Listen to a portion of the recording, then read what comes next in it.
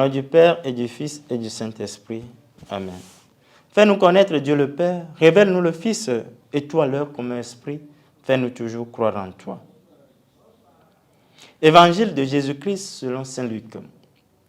En ces jours-là, parut un édit de l'empereur Auguste, ordonnant de recenser toute la terre. Ce premier recensement eut lieu lorsque Quirinus était gouverneur de Syrie, et chacun allait se faire inscrire dans sa ville d'origine. Joseph, lui aussi, quitta la ville de Nazareth en Galilée pour monter en Judée à la ville de David appelée Bethléem, car il était de la maison et de la descendance de David. Il venait à faire inscrire avec Marie, son épouse qui était enceinte. Or, pendant qu'il était là, arrivèrent les jours où elle devait enfanter. Et elle mit au monde son fils premier-né. Elle l'emmaillota et le coucha dans une mangeoire car il n'y avait pas de place pour eux dans la salle commune. Dans les environs se trouvaient des bergers qui passaient la nuit dans les champs pour garder leurs troupeaux. L'ange du Seigneur s'approcha et la gloire du Seigneur les enveloppa de sa lumière. Ils furent saisis d'une grande crainte, mais l'ange leur dit, « Ne craignez pas, car voici que je viens vous annoncer une bonne nouvelle, une grande joie pour tout le peuple.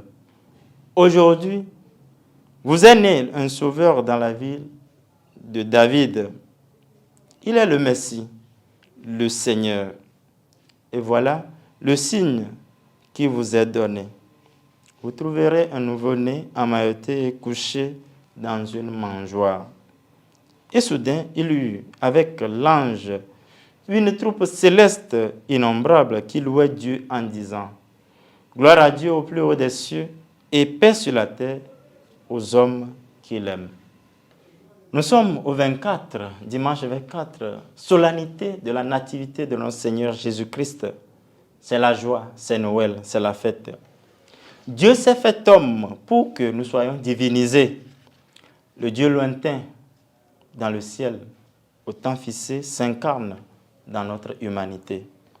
Il dresse sa tente parmi les hommes dans une humble condition, dans une mangeoire emmaillotée.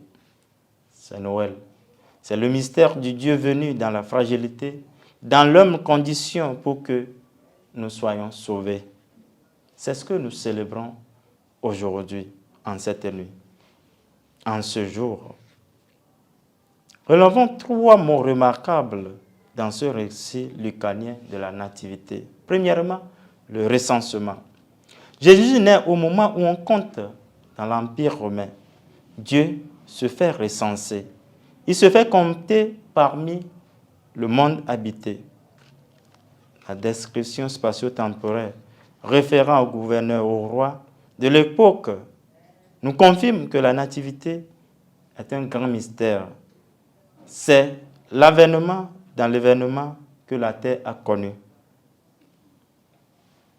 Elle a un sens très profond et marque un tournant décisif dans l'histoire de l'humanité. Ce n'est pas un fait ou bien un récit vulgaire, inventé, compilé, abafoué. La mangeoire. La crèche ou la barque d'animaux. Ne trouvant pas de place dans la salle commune, le Christ, le nouveau-né, est déposé dans une mangeoire, lieu où les animaux trouvent leur nourriture. Dès son entrée dans notre existence, le Christ donne comme nourriture. Il ne descend pas seulement à côté de nous, mais en nous pour nous donner l'énergie. Il se fait nourriture. Pour nos faim et nos soifs corporelles et spirituelles de justice, de vérité, cette naissance vient étancher nos soifs et nos faims. C'est le miracle de Noël.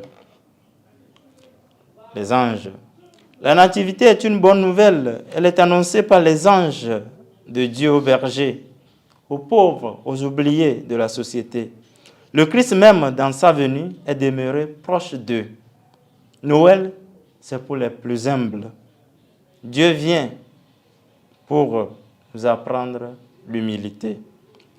C'est l'inauguration et le déploiement du temps nouveau. Noël, c'est l'annonce de la joie qui doit jaillir du tréfonds de notre cœur.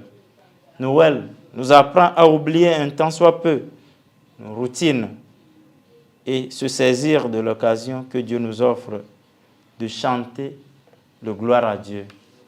Gloria